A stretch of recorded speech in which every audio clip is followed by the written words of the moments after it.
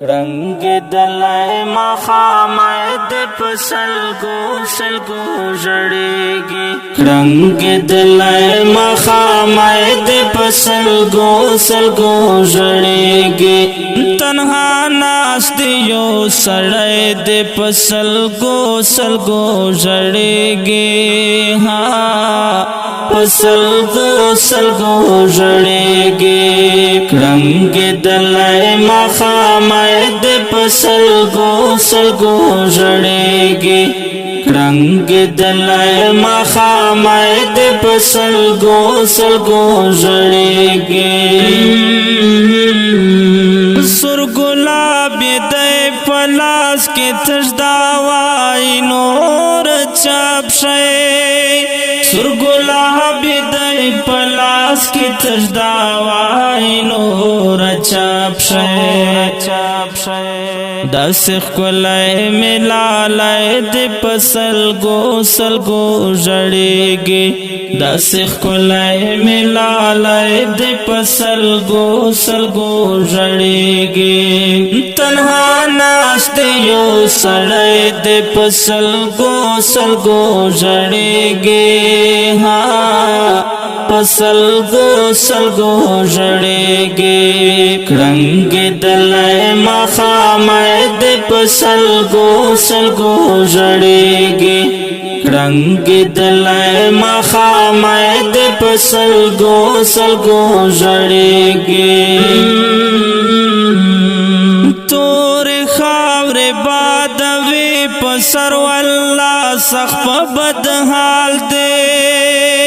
تور خاور بادوی پسر واللہ سخف بدحال دے دچایات کے لے ونائے دے پسلگو سلگو جڑیگی دچایات کے لے ونائے دے پسلگو سلگو جڑیگی تنہا ناس دیو سڑے دے پسلگو سلگو جڑیگی ہاں پسلگو سلگو جڑیگی رنگ دلائے مخامد پسلگو سلگو جڑیگی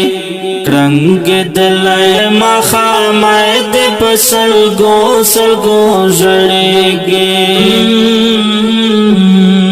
پیولو یہاں دی رکھے دیو چا قبر پخوا کے پیولو یہاں دی رکھے دیو چا قبر پخوا کے وائی با سخر مر گئے دے پسلگو سلگو جڑیگی وائی با سخر مر گئے دے پسلگو سلگو جڑیگی تنہا ناس دیو سڑے دے پسلگو سلگو جڑیگی ہاں پسلگو سلگو جڑیگی رنگ دلائے مخامد پسلگو سلگو جڑیگی رنگ دلائے مخامد پسلگو سلگو جڑیگی زئی گورم یو تصویر تا اشارے کڑی پالا سنو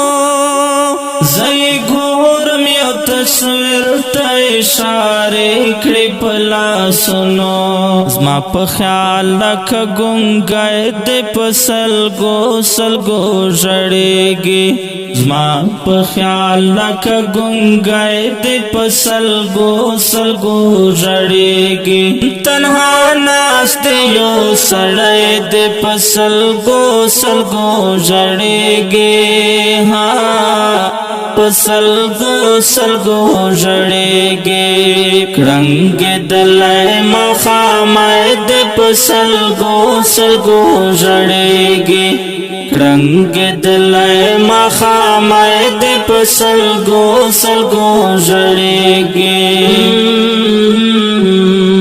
دخپل خوار سپیرا نصیب دلا سزان تمر گئے غاڑی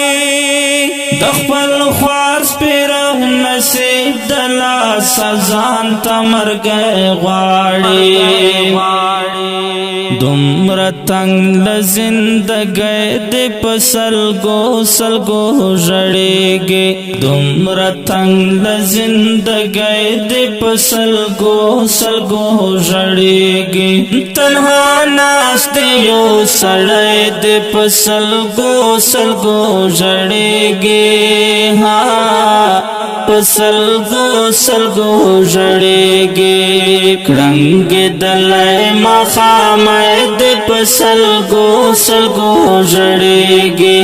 کړنګېدلی ماښامۍ د په سلګو سلګو ژړېږې دا سړی خوناب نمیږي له خولې وینې یې بهېږي دا سړی خوناب نمیږي له خولې وینې یې بهېږي چای غاس لکه زړګی د په سلګو سلګو ژړېږي چای غاس لکه زړګی د په سلګو سلګو ژړېږي تنها ناست یو سړی د په سلګو سلګو ژړېږي په سلګو سلګو ژړېږي کړنګېدلی ماښامۍ د په سلګو سلګو ژړېږي کړنګېدلی ماښامۍ د په سلګو سلګو ژړېږي